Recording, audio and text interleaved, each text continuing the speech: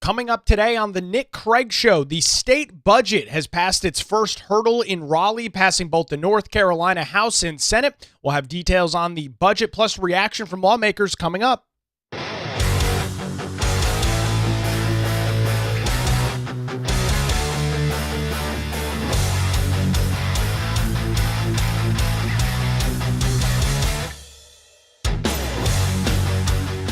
And a good Thursday morning to you. Welcome into the Nick Craig Show, streaming live this morning on YouTube, Rumble, X, and Facebook. Don't forget that you can take the show with you 24/7 on demand. It is totally free and easy to do. Just search for the Nick Craig Show in your favorite podcast app. You can also listen online by visiting the website nickcraig.com. Our show this morning brought to you by the Law Group here in Wilmington. For any legal questions or challenges, lawgroupnc.com or 910-251-6088. Reach out to the Law Group. You can also get access to our daily show notes and more by visiting patreon.com/Nick Craig. Wednesday was an incredibly busy day in the North Carolina General Assembly as both the North Carolina House and Senate took first votes on Senate Bill 257. That is the state's appropriation bill, aka the state budget, after more than 1,000 days between the last time the state of North Carolina introduced and passed a budget. We appear to be on track, full steam ahead for a new budget here within the next day or two for it to be through the General Assembly. Then the question will be, what does the Democrat governor in Josh Stein do? Does he follow the footsteps of his predecessor in Roy Cooper and veto a Republican majority-led budget? Or does he break from that trend and sign a budget? And if we look at some of the votes, look at the details out of both chambers, the idea of a veto seems very unlikely with what we have seen in the Senate. It received a 37-12 vote. That, looking at some of the numbers there, 9 Democrats voting in favor of it, 10 against. In the North Carolina House, the final vote 92-22. More Democrats voting in favor than against. 23 Democrats voting in favor, just 22 against. So it is accurate to say, in both chambers, accurate to say with what we saw, that there is strong bipartisan support for this legislation, putting Democrat Governor Josh Stein in a very peculiar position that we'll watch potentially sometime later this week, or as we get into get through the 4th of July weekend and into the early parts of next week. Let's start off with some of the overviews and details of this. House Speaker Destin Hall left the dais where he typically stands and presides over the North Carolina General Assembly, made his way to his regular House seat, which obviously he doesn't spend a lot of time in as the Speaker of the North Carolina House, to debate the bill from the floor. Here was the House Speaker describing some of the details in this budget. We wanted to make sure that we invest in the people of the state, that we're investing in state employees, teachers, law enforcement, the folks who work so hard every day for this state. And the product that you see today includes those substantial raises for those employees. The teacher pay raise in this bill, an average of 8%. That's the largest that we've had since 2006. It's one of the largest that we've had in the last 30 or 40 years in this state. If you look at state troopers, other state law enforcement, some of those raises are 15, even close to 20%. Making sure those folks who are risking their life every day for us are paid a reasonable wage. And we didn't get here easily. We got here through a long series of negotiations and debates, but it's ultimately worth it because budgets are matters that really reflect what this body is after. And there's really no more important asset in this state than our people. And of course, for this body, that starts with those folks who we deal with their salary, those state employees. And so I'm proud of the work that we've done on those things. And just like everything else, it's never as much as you want it to be. There's always competing interests within a budget. We don't have unlimited money. We're not like the federal government. We can't print money around here. That's probably a good idea for this body, that it can't print money. But we have to make those decisions about where those funds should go and where they should be invested. And this one overwhelmingly invests it in the people of this state to a degree more so certainly than any budget since I've been here. And I think that the budget you see before you today does more to help more North Carolinians than any budget that we've had in a long time. We're doing all those things, and we're investing in the UNC system, the community college system, the K-12 education system, all across this state, which also are critically important assets to us because, a lot of states have low taxes. A lot of states have great business environment. Those things are important, and we've got those in North Carolina thanks to the work of a lot of folks over a period of time, not just this General Assembly, but those before it. We're ranked number one for business year after year after year. We want to keep doing that, but we also want to make sure we're the number one state for everybody, for the workers of this state, to the average everyday folks in this state. And that was my goal in this budget, to get as far as we could in that, to helping those everyday people, the people who are living paycheck to paycheck, who are getting up every day, they're working 40 hours a week, doing all we can to help them to try to ease the burden that they may face right now. And one of the ways we've done that is through the tax policy. Low taxes are important. We want to continue to have low taxes in North Carolina.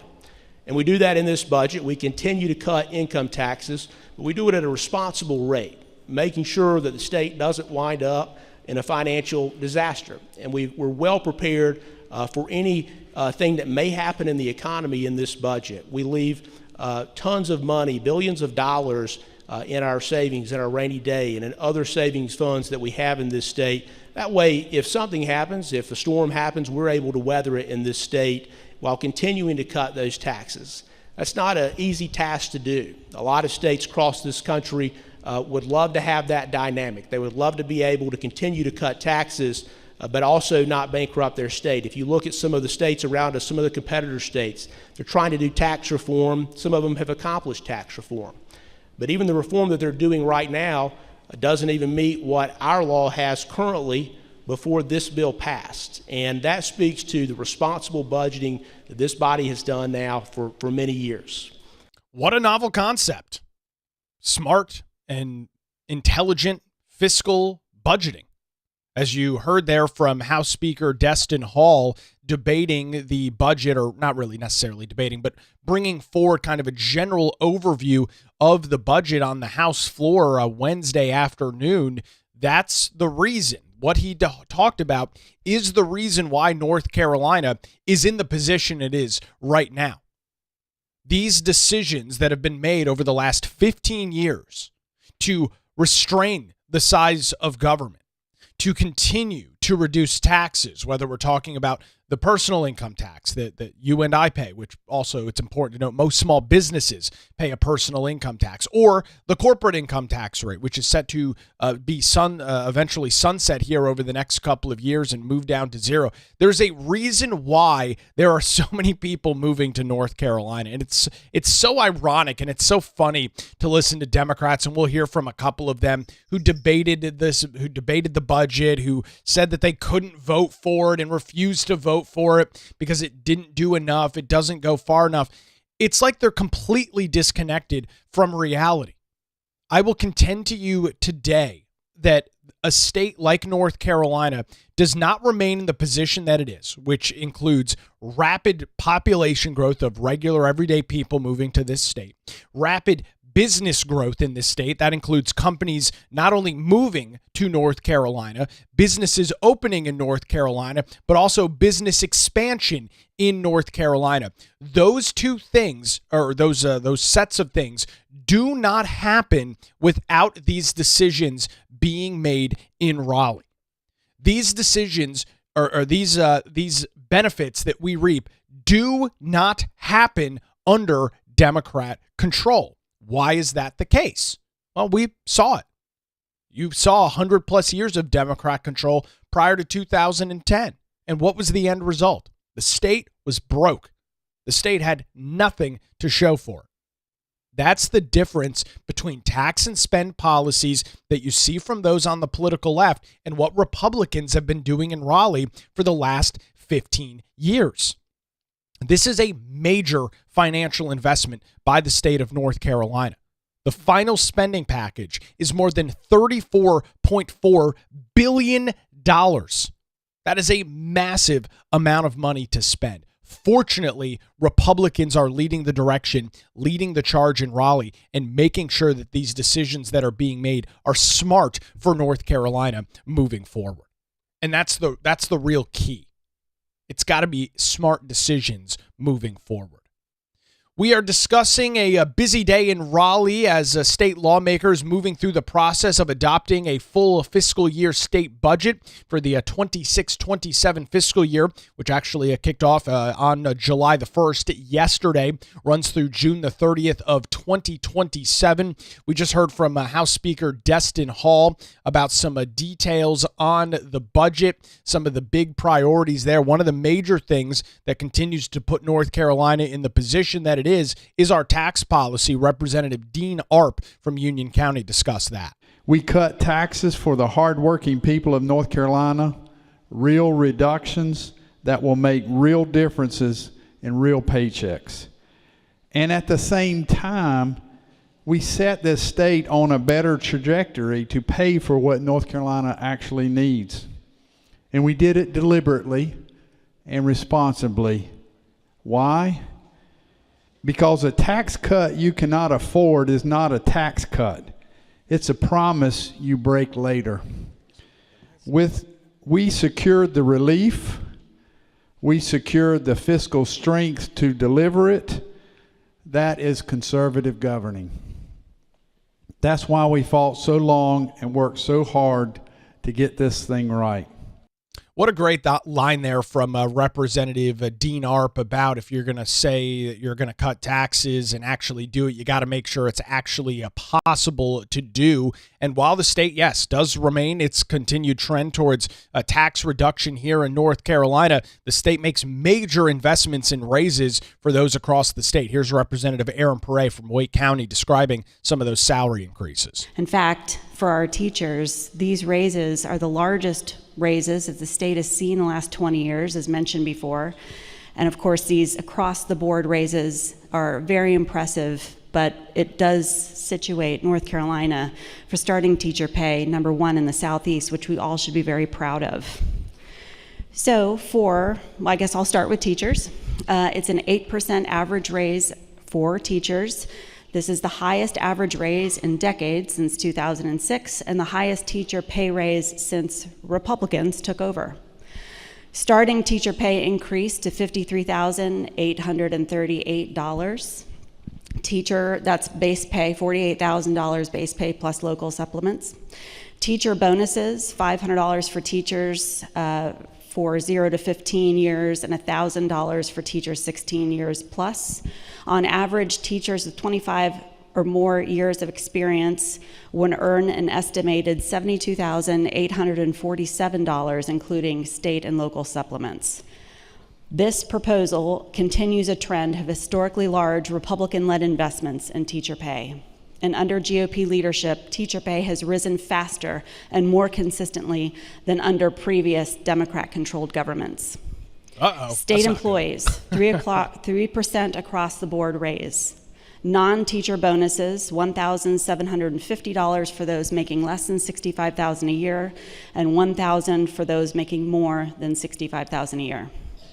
Retirees, 2.5 across the board COLA bonuses. Law enforcement, a minimum of 13% across the board raise for state law enforcement and correctional officers at the DAC. 15% increase for sworn members of the State Highway Patrol, 16.2% increase for sworn law enforcement of the SBI and the ALE. Local law enforcement officers will receive a one-time $1,750 bonus. I wanted to also point out, and I know this will be covered in education, that with the expansion of advanced teaching roles, that our veteran teachers will be able to receive up to $10,000 in a pay raise per year. So you just heard the details from Representative Aaron Perret. The final agreement, which was voted on yesterday, includes an average 8% teacher pay raise across the state. With that, starting teachers, those just graduating school or just getting into the profession, will be paid and will have the highest starting teacher salary anywhere in the South. That is something that Democrats have spent an exorbitant amount of time talking about. You got to pay teachers more. You have to invest more in education. This budget does that. An 8% raise is a lot. Most people will never see an 8% raise in a single period of time in their life. That's what this budget unveils. And you would assume that Democrats would applaud this. But of course, under their typical narratives, it's never enough. Here's Representative Julie Von Hafen, a Democrat from Wake County, one of Representative Prey's colleagues, claiming it's, of course, not enough. At a time when our schools are crying out for help, this budget does not meet the moment for our students. Never will either. This budget does not live up to its potential for our kids. We heard a lot today about teacher salaries, but we did not hear a lot about investment in our schools. We cannot forget that we continue to divert billions of taxpayer money to private school vouchers, as well as about $1 million in this budget alone to market that program to North Carolinians. Public schools will receive over $100 million less in the next year because of the diversion of students to our voucher schools. Now, hold on. I have to stop her here because she's claiming here that the public school system is going to lose out on a bunch of money because of vouchers. Yeah, that's true. But let's be perfectly clear about this. That the reason that the public school system is going to have less dollars is because there are going to be less students. Any sort of basic analysis of this would tell you if you have less students that you have to educate, it should cost less to operate. That's less individuals that you need if there are less people in the school system. This is an incredibly disingenuous argument by Representative Julie Von Hafen. When students and families decide to leave the public school system and go to private school or homeschool or find some sort of education alternative, yes, of course, the public school doesn't need and doesn't deserve the money to educate a child that is no longer under their watch. That's how the process works. We have a per pupil allotment funding formula here in North Carolina. So the less students there are, the less money, because it costs less to educate less students. It's very, very basic, but of course, it's never enough, and we got to move the goalposts on the political left. We heard today, what you do matters more than what you say. Will anyone who examines this budget clearly and doesn't just listen to talking points, I think it's clear that what is being done is not nearly enough. It's not nearly enough. And ladies and gentlemen of the jury, I will contend to you that from the vantage point of Democrats, it will never be enough. It's the same sorry talking point every single time. It's good, 8% teacher raises, but it just doesn't go far enough. If that number was 11, if that number was 15, that number could have been 40% teacher pay raises, and these exact same arguments would be having and would be taking place in the North Carolina General Assembly. It is important to note that it will be never enough for those on the political left. Instead of applauding an 8% pay raise and say 8% is a great starting point, this is a good budget, and we need to continue this in the fiscal years in the future. What do you hear there from Democrats like Representative Julie Von Hafen? It's not enough. It doesn't go far enough. Never. That is the typical Democrat talking point when they don't get every single thing that they want.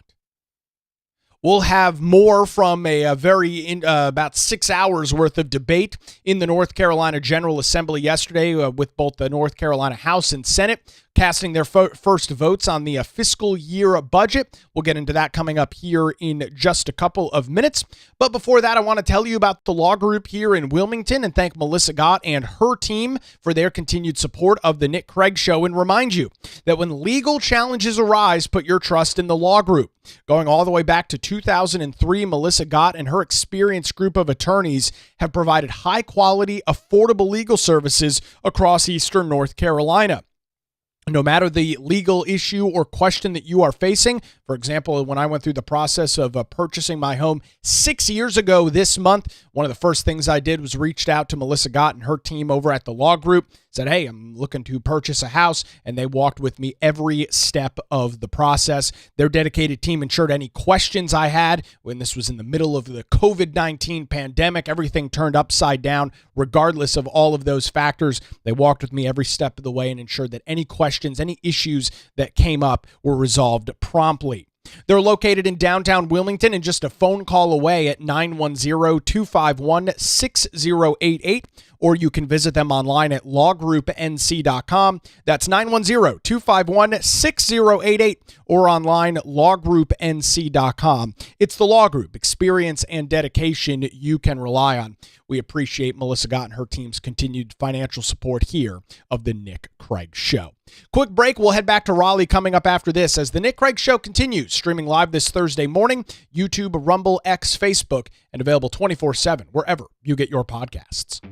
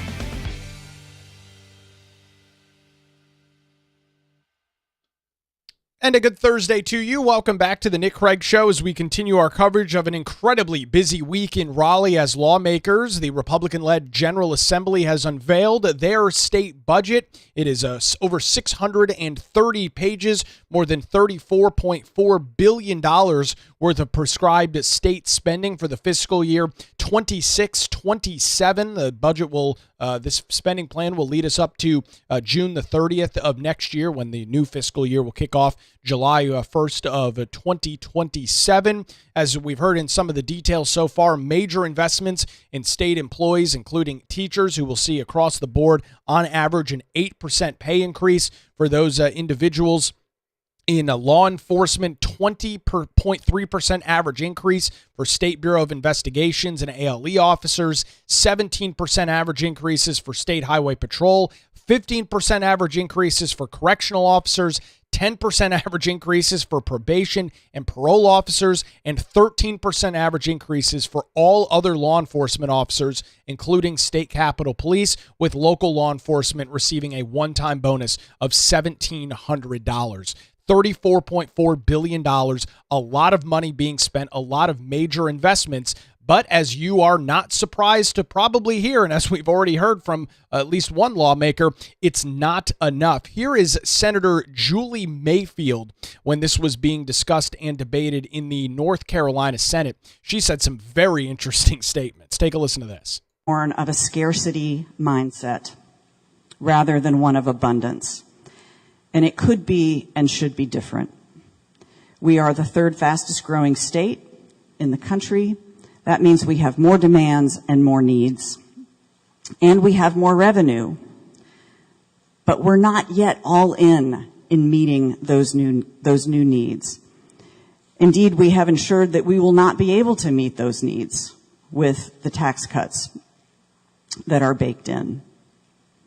Now, many of you will say, there's no way we can ever meet all the needs. In fact, some of you have said that to me. The needs will just continue to grow. The costs will just continue to grow. Well, yeah, that's what happens.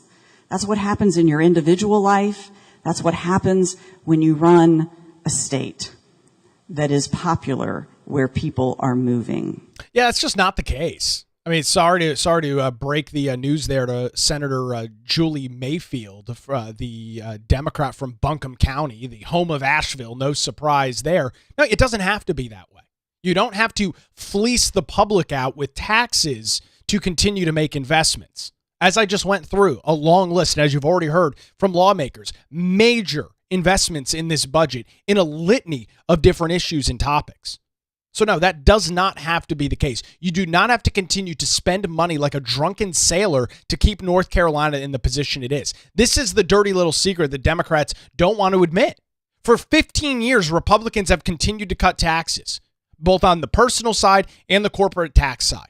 That has been happening for almost 15 years now straight. And in that 15 years, what have we continued to see in North Carolina? Explosive growth in literally every single sector. The Democrats have had nothing, and I mean nothing, to do with that. The former governor and Roy Cooper vetoed every single budget that lawmakers put in front of him.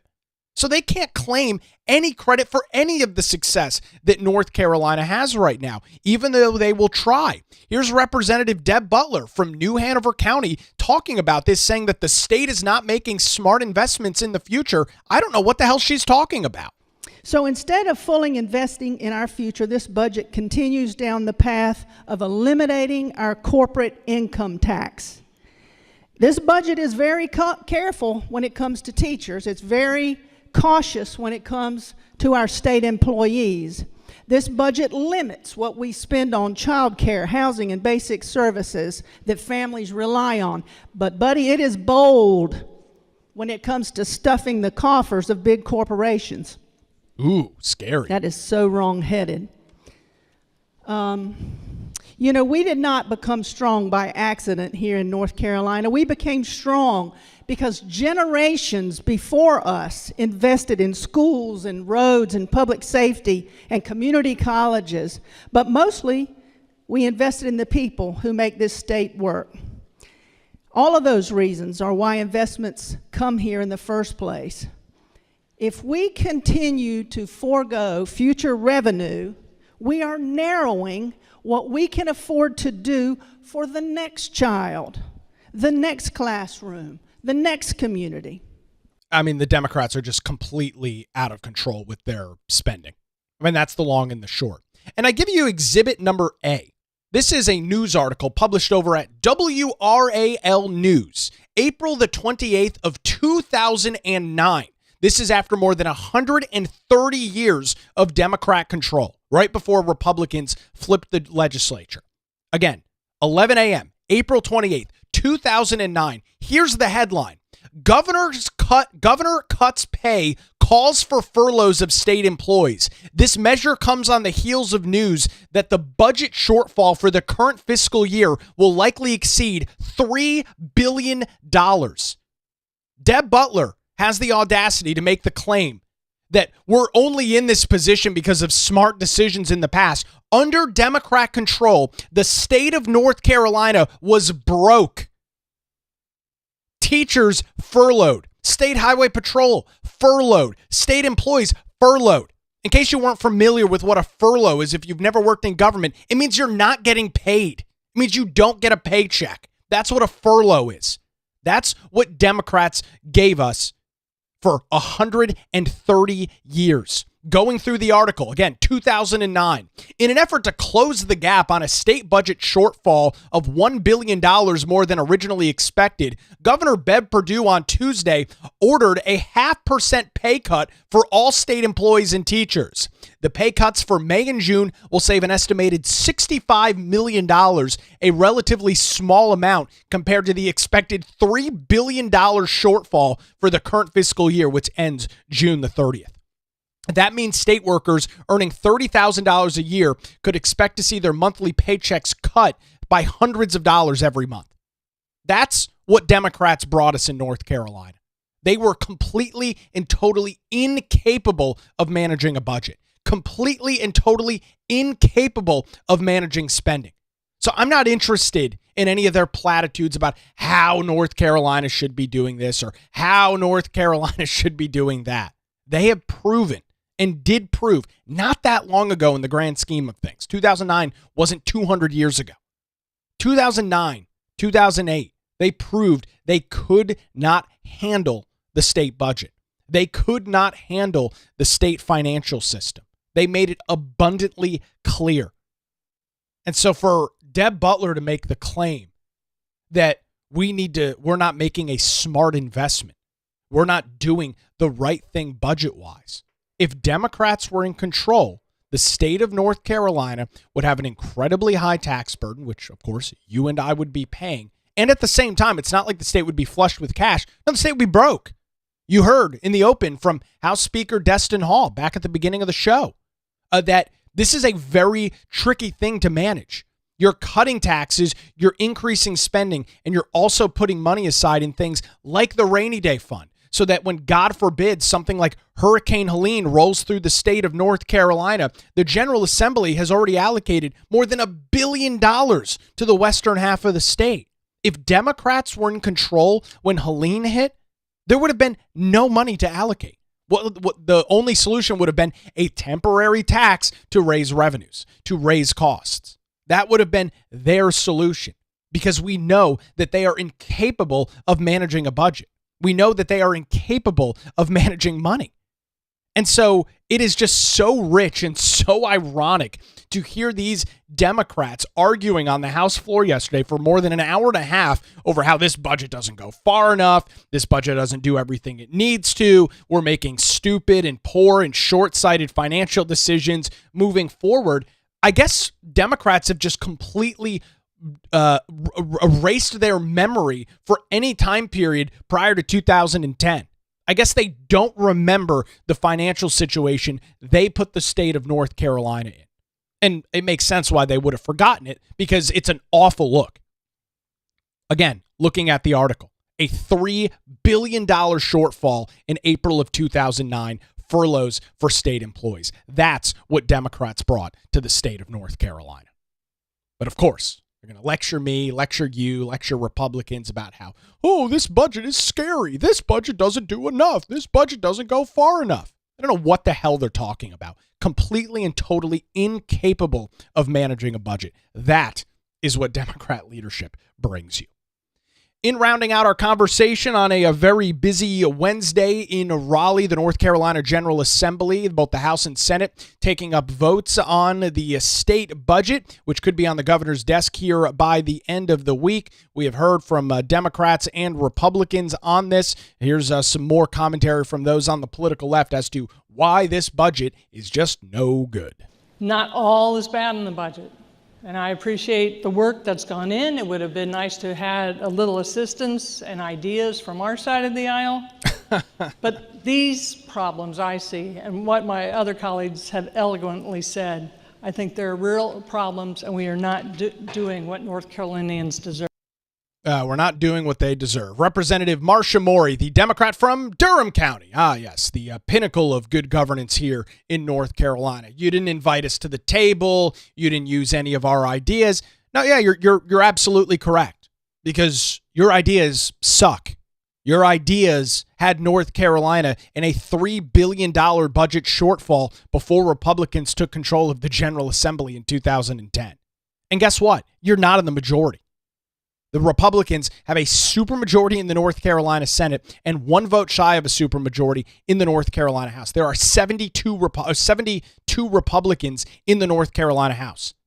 There's not enough Democrats for them to demand to be around the table. But let's just pretend that they were invited to have the discussion, because we just saw this in Raleigh recently with a major election bill that continues to be debated. Democrats were invited to be part of the process. Their ideas were talked about and discussed, many of them implemented. And what happened when that legislation made its way to the floor of the North Carolina House and Senate for a vote? Well, I appreciate you inviting us to discuss this. I appreciate you for working across the aisle with this legislation, but there's just still stuff in it that I can't support and I won't be voting for it. I put out a post on X this week, dealing with that, because it was such an interesting thing to listen to. As, again, Democrats begged and pleaded to be part of the process. They were, in fact, a part of the process, and the end result was they still didn't support the budget. So this is the post I put out. I said, hilarious commentary on the House floor. Democrats who helped shape House Bill 958, the election bill, thank Republicans for including them in the process, then announced they'd be voting against it anyway. Maybe it's time to stop inviting them to the table. I mean, it's never going to be good enough. You've already heard that thus far. It doesn't go far enough. It's not enough. It needs to be more. Why even have a discussion with them? We know where they're going to fall on this. The way that when Democrats say they want to be invited to the table, when Representative Marcia Morey stands on the House floor and claims that her ideas and Democrat ideas should have been included, what she actually means is that Democrats should have gotten everything that they wanted and Republicans got nothing. That's what they mean when they say, bring us into the conversation. Give us a seat at the table. Give us some power to negotiate. That's what they mean. They're not interested in compromise. They're not interested in working with the Republicans. They're interested in getting every single wish list priority item that they want. And if you fall even the slightest bit short of that, then it's a terrible bill. It doesn't go far enough. It's not enough. So I'm not interested in it anymore. You guys are in slim minorities in both chambers. I'm not interested in your ideas. If you want to decide the course of North Carolina moving forward, then win elections. And for Democrats, you have the opportunity to do that coming up in just a couple of months. That's the case. If you want to control the General Assembly, get out there and convince the North Carolina people that your ideas are better, that what you are going to bring forward to the state is better than what the last 15 years have been. And they very well might do that coming up later this year. But until that period of time, I'm not interested in taking budget advice from individuals who left the state bankrupt, broke, and heavy debt to the federal government in 2010 when Republican lawmakers took over. In the North Carolina Senate, the Senate Minority Leader in Sidney Batch, she is a Democrat from Wake County, had some very interesting comments about spending as well and seemingly scoffed off the idea of cutting taxes for individuals. Listen to the entitled nature of Senator Batch. This budget accelerates the income tax rates down to 2.99%, a flat tax cut that sends the biggest tax relief to the richest people who need the help the least. While many state employees who keep working and keep our state running have to pick up a second job just to make ends meet, even with some of the raises that we are giving to them. Because some state employees will get a tax or will get a pay increase that is swallowed up whole by inflation. And when we talk about the taxes that we're looking at starting on January 1st, I, like many of my colleagues, want to give tax relief to those who deserve it the most. That's not true. But this is not what this budget does. If you make $25,000 to $30,000, that means that effective January 1st, you're going to get $3 a month in tax relief. $3. If you make $49,000 to $84,000, that's $7 a month. And if you make $84,000 to $141,000, that's $1,375 a month. So it's not enough. There's Senator Sidney Batch saying, we want to give tax relief to people, but it's not enough. By the way, if you make $25,000 a year, you're not paying anything in taxes anyway, or you're paying very little, if anything, in either federal or state income taxes. You're in a tax bracket where you're paying arguably little to nothing. It's something in the numbers sense, something like 60% of people don't even pay taxes because of their income and whatever bracket they fall into.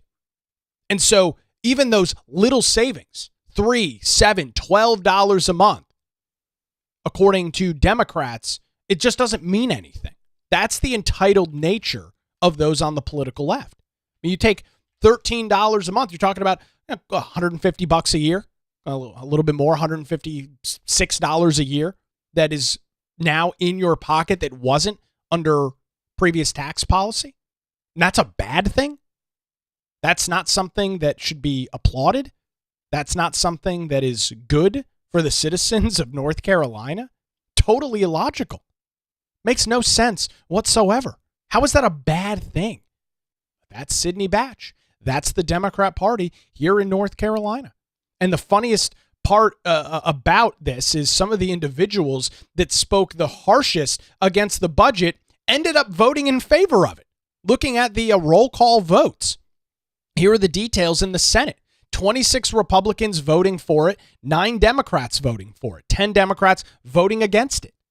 Overwhelming majority in the North Carolina Senate. Similar situation in the House. 67 Republicans voted yes, 23 Democrats voted yes, 22 Democrats voted no, and the 2 unaffiliated members, Representative Carla Cunningham and Representative Nashif Majid, also voted yes with the Republican majority. So it was hilarious to listen to multiple members of the Democrat Party stand up in Raleigh yesterday, go through this long soliloquy, 7, 8, 9 minutes about how everything in this budget is awful. Everything is terrible. Oh my God, I can't believe you're doing this. And then they'd end their commentary by saying, but I have no choice. I will be voting for this budget. Well, you do have a choice. If the budget's terrible, if the budget's awful, if the budget sucks, vote against it. You go through 9 minutes of saying it doesn't do this, that, and the other, and then say, but I'm going to vote for it anyway. So you're just gaslighting at that point. You're getting some good social media activities. You can run back to your district and say, those gosh darn Republicans aren't doing enough. They're not investing enough. Hey, did you vote for the budget? Yes, I did. 9 minutes of it's not good enough. It doesn't go far enough. It doesn't do this enough. It doesn't do that enough. And then you're going to cast an aye vote in favor of the budget. Just a completely hypocritical situation. We should be so incredibly grateful, and I am incredibly grateful, that Republicans are the ones controlling the North Carolina General Assembly and not these tax and spend horrific economic policy Democrats that we saw in North Carolina for 130 years prior to Republicans taking control in 2010. Fast moving week in Raleigh. We'll keep an eye on the details right here on the Nick Craig Show. Couple of other clips from the General Assembly. Representative Carla Cunningham had a pretty impassioned speech about why she was supporting the budget. If that name sounds familiar to you, Representative Cunningham was a Democrat because, God forbid, she broke with the Democrat Party. Josh Stein and the North Carolina Democrats primaried her, were incredibly nasty and awful to her. She lost her primary, got just completely wiped out in the primary in March of this year, has switched her party affiliation to unaffiliated and is now not a Republican. She's an unaffiliated member, but is really, I think, trying to stick it to the Democrat Party justifiably. Today, I've made a decision to support this conference report as it is written. I will lift up 2 items. The first one is Arraignance Law. In order to make Arraignance Law effective, this budget did add the 18 new assistant district attorneys, several of them in Mecklenburg County. It added the 10 capital criminal appeal attorneys to meet the new timeline and increased caseload created by Arraignance Law. As you can imagine, the second issue that I will lift up will be on the Dominique Moody Safety Act. We all watched as their lives were displayed across the media in the state, in some cases across the country. The Dominique Moody Safety Act is fully funded in this budget. What will it do? It will create a child welfare safety escalation team. Will support county departments of social services, provide an additional level of review to ensure child safety statewide, as well as introduce advanced data-driven oversight that can assist with accountability within the state's child protection laws. 2 tragedies we saw, lives lost, the most vulnerable people unprotected. We all watched, but what did we do? Today, I say to you, we have done something. We have done something. Do not let fear keep you from standing firm on what is right. Today, I am asking you, will you stand for Arena's Law? And will you stand for the Dominique Moody Safety Act? Are you standing on sinking sand, or are you standing on a foundation for North Carolina's children and youth for the next generation? I ask for your support for the bill.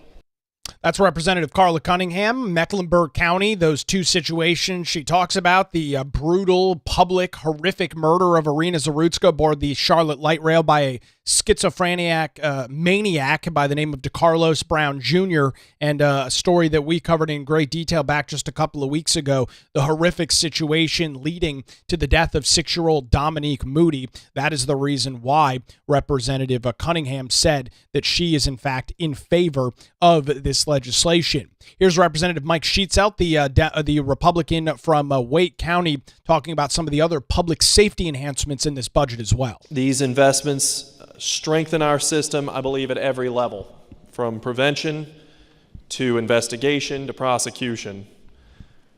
The budget includes a $30 million increase in school safety grants that provide funds to support students in crisis, school safety training, and the purchase of safety equipment in our schools. The budget provides funding for 24 SBI positions to support investigation and enforcement activities related to drug crimes, vapor product laws, and other areas of the SBI's jurisdiction. We've also added 18 new assistant district attorney positions across the state and funding to support 4 additional ADAs to serve as special assistant United States attorneys. Again, I believe this budget makes significant investments to making North Carolina an even safer state to live. I commend the budget to you and ask for your support. That's Representative Sheetselt describing some of the details there, and that's really the long and the short of it. It's a major budget. It's $34.4 billion. It continues to cut taxes. It continues to put North Carolina on a good heading going forward, continuing to lure individuals into this state, continuing to lure businesses and other individuals into the state of North Carolina as we see some of the most explosive population and business growth anywhere in the United States right here in North Carolina. Why? Because of smart fiscal policy by Republicans over the last 15 years. The final vote in the Senate, 37-12. The final vote in the House, 92-22. Strong bipartisan support there. There will be second votes coming up again just in a little bit. The North Carolina House is expected to make their final vote at 10 o'clock this morning. The North Carolina Senate will do so at 11 o'clock. Once it passes both of those chambers in a second reading, it will make its way to Governor Josh Stein's desk for a signature, a veto, or he can allow it to become law without his signature. This is the governor will have until July the 12th to do that. There will be a 10-day clock that begins, and so those are the 3 options: sign, veto, like Roy Cooper did a million different times, or if he doesn't have the courage to sign it, it will automatically become law after 10 days after it sits on his desk and he refuses to act on it. The governor does and is expected to have a bill signing ceremony this afternoon. Don't believe that he'll actually be signing the budget. It seems like it's going to be some other legislation. But if everything goes as planned, there's a real possibility that it is on his desk by that period of time. So I don't know that I'm going to say for certain. He could sign it today. Maybe he does it early next week. I'm not immediately clear, or it's not immediately clear when that's going to happen. Regardless, I don't think the governor is actually going to veto it. Some strong bipartisan support in both chambers. He'd look like a complete and total jackass by not signing it into law or allowing it to become law by itself. Nevertheless, we'll keep an eye on that throughout the day and bring you the latest coming up right here. All right, quick programming note. We are not going to be live tomorrow morning on Friday, not because I'm jetting off for 4th of July, but I'll be filling in for Pete Callender on WBT Radio tomorrow from noon to 3 p.m. We'll be diving into some additional details on the budget. So no Nick Craig Show live tomorrow morning at 7 o'clock. We'll be back Monday. I'm in for Pete Callender, noon to 3 on WBT Radio. You can listen to that on your smart speaker. You can check out the Pete Callender Show podcast or listen live for those in Charlotte on 107.9 FM tomorrow, noon to 3, and we'll be back to our regular schedule. I've got doing some additional WBT fill-in work next week as well. Hosting the drive time slot, sitting in for the great Brett Winterble, 3 to 6 p.m. Next Thursday and Friday. So busy couple of weeks coming up. Appreciate your continued support right here on the Nick Craig Show. So for that reason, I'll wish everybody a safe and happy 4th of July weekend. For those in southeastern North Carolina, do your best to try and get down to Southport for the official North Carolina 4th of July parade. I've been going there now for I think probably close to the last 9 or 10 years. Great event down in Southport. That's where I'll be Saturday morning as that parade kicks off. And again, hope you have a great, safe, and happy 4th of July weekend. All right, that's going to do it for a Thursday edition of the Nick Craig Show. Thanks to the Law Group, Melissa Gott and her team for their continued support. Don't forget that you can check out the show in your favorite podcast app or listen to it weeknights, 9 to 10 p.m. on WBT Radio in Charlotte. Enjoy the lengthy weekend if you've got it. We're back Monday morning right here on the Nick Craig Show.